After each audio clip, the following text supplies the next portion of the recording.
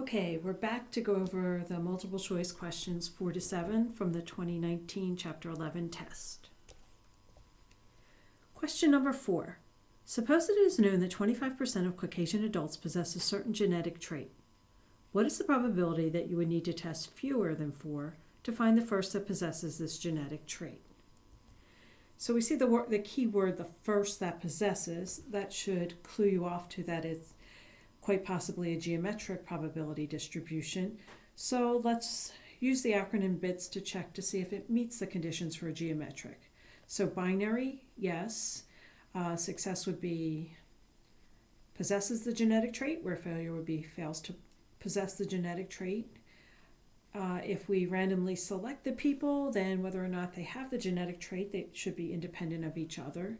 T, we do not have a fixed number of trials. Instead, we are looking for the first success. And S, the probability of success remains constant at 25%. I say that, but that's not actually true, because if we get somebody in our sample that has it, we're not throwing them back into the sampling pool. So we're sampling without replacement, but our population, which is all Caucasian adults, is much bigger than our sample size. So as long as our sample is less than 10% of the population, we should feel okay about using the geometric distribution.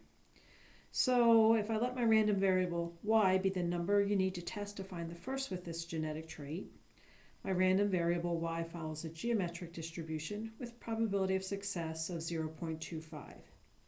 I'm looking for the probability that you would need to test fewer than 4. So the probability that y is less than 4 is equivalent to the probability that y is less than or equal to 3. I always rewrite it in terms of the equal to condition because that will help me with my endpoints. On the calculator, I go to Menu, Statistics, Distribution, Geometric CDF. I have an inequality. I have a cumulative density function.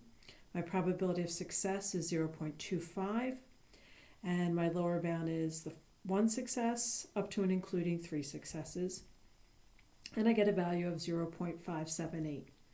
So the probability that you would need to test fewer than 4 to find the first that possesses this genetic trait is approximately 0.578. Question 5. A company has purchased parts from Company A and Company B for a number of years. The following probabilities concerning parts from A and B have been determined to be: the event from A and defective has probability 0.14, from B and defective is 0.16, and not from B and not defective is 0.22. A part is randomly selected. If it is not defective, what is the probability that it came from Company A? Since we've got a lot of non-conditional probabilities, it might be easy to organize our information into a two-way table. So you see on the columns I have what company it came from, either Company A or B. On the rows I have the company it came from, either Company A or B. And on the columns I have its status, either defective or not defective. So let's look to fill in each of these. So it came from A and defective has a probability of 0.14, so I need to put that at the intersection of A and defective. From B and defective, 0.16, so that goes at the intersection of B and defective. I see that I can total that column, so the total for defectives, I meant to do the next one.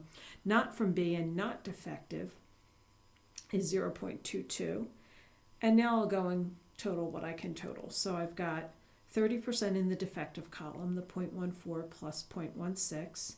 I've got 0.36 in the total coming from Company A's probability. I know that the total sample space has to be 1, so that allows me to fill in the other values in my two-way table. Now that my two-way table is complete, I'll go back to the question being asked. A part is randomly selected. If it is not defective, what is the probability that it came from Company A? So we're conditioned on not defective, so we only have to look at the total not defective, so we're limiting our sample space to the total not defective, which is 0.70, and of those it has to be both from Company A and not defective, and that's our numerator 0.22. So the probability that it is not defective given that it came from the probability it came from company A given that it is not defective, sorry about that, is about 0.31. Question 6. A company ships gift baskets that contain grapefruits, apples, and pears. The distribution of the weights of the fruits and the baskets are all approximately normally distributed. The mean and the standard deviation of each distribution is shown in the table below. The weights of the items are assumed to be independent. Let the random variable W represent the total weight of 2 grapefruits, 3 apples, 4 pears, and 1 basket randomly selected from this company. Which of the following is the closest to the standard deviation of W?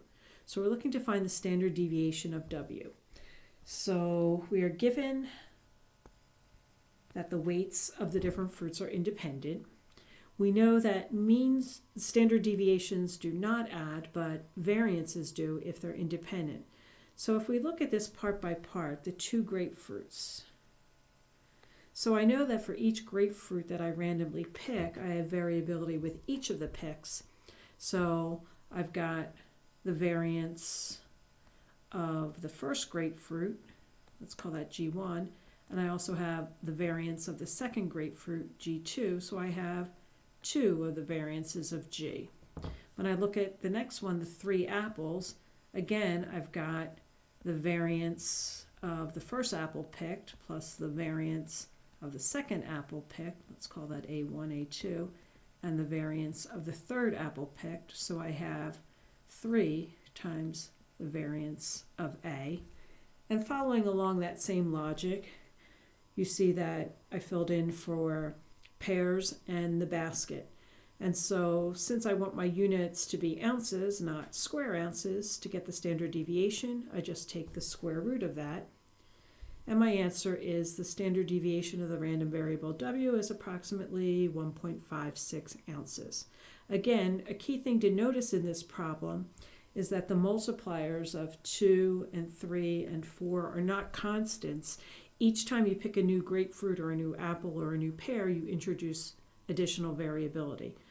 And that standard deviations don't add, but the variances do if my random variables are independent.